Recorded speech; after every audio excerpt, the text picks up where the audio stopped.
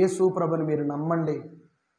ఈ కార్యం జరిగిందే చెరసాల బద్దలవ్వటము, పునాదులు అదిరిపోవటము, బంధకాలు ఊడిపోవడము, ఇదంతా జరిగిందే నీ ఉద్యోగం పోకుండా, నీవు చావకుండా నువ్వు బ్రతికావే, ఇదంతా ఎవరు?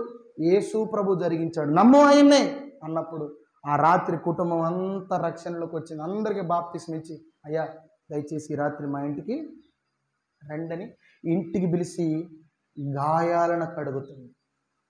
ఏం కడుగుతుంది?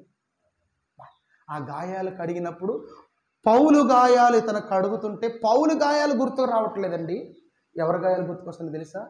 పౌలు ఏమంటుండో తెలుసా? ఇదిగో మీరు నన్ను బాగా కొట్టారు చూడు, ఇదంతా చీలిపోయింది.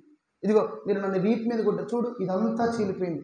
నాకెళ్ళి కాదయ్యా, ఇంతకంటే నీవు నేను రక్షించబడడానికి ఒక దేవుడు మానవుడిగా వచ్చి తన వీపుటి నాగల చాలవలే చేయబడ్డది అని చెప్పినప్పుడు, ఒక ముళ్ళ కిరీటము తలకు పెట్టబడి గుచ్చబడ్డది, పిడిగుద్దులతో గుద్దబడ్డాడు, ఉమ్మి వేయబడ్డాడు, యెరూషలేము వీధుల్లో చెప్పబడ్డాడు, ఒక బలమైన శిలువ మోయబడి ఆయన దేహము చూడడానికి కూడా పనికి రాకుండా రక్తపు ముద్దయిందని చెప్పినప్పుడు, ఇతడు పౌలు గాయాలు కడుగుతున్నప్పుడు ఇతడికి ఏ గాయాలు గుర్తుకొస్తుంది తెలుసా? యేసు ప్రభు గాయాలు గుర్తుకొస్తుంది. దేవునికి మహిమ కలుగును గాక.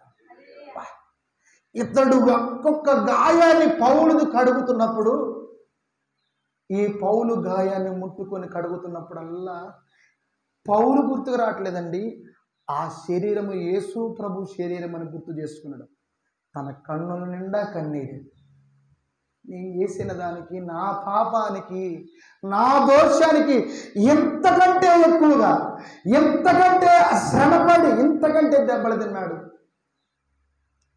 పౌలు గాయాలు కడుగుతుంటే ఈ చెరసాల అధిపతి యొక్క కన్నుల నుండి కన్నీరు కారిపోతుంది. పశ్చాత్తాపం కలుగుతుండు. అయ్యో అయ్యో ఏంటి ఇంతకంటే ఎక్కువ దెబ్బలు తినడా? 39 కొరడా దెబ్బలు తినడా? తన వీపు నాగటి చాళ్ళ వలె దొన్నబడ్డదా? ఒక బలమైన మ్రాను మోసాడా?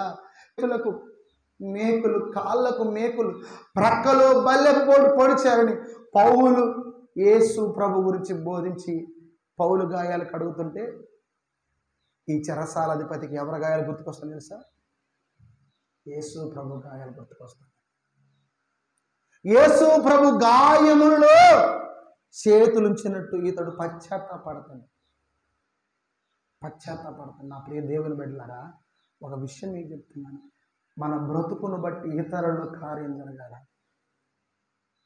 మన జీవితాన్ని బట్టి ఇతరుల కుటుంబం ప్రభువును అంగీకరించేటట్టు, రక్షణలోనికి వచ్చేటట్టు మన జీవితం ఉండాలి. ఆ రాత్రి ఏం జరిగింది తెలుసా?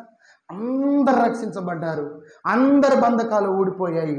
దేవుని యందు విశ్వాసం ఉంచిన వాడై తన ఇంటి వారందరితో కూడా ఆనందించెను. దేవునికి మహిమ కలుగును గాక.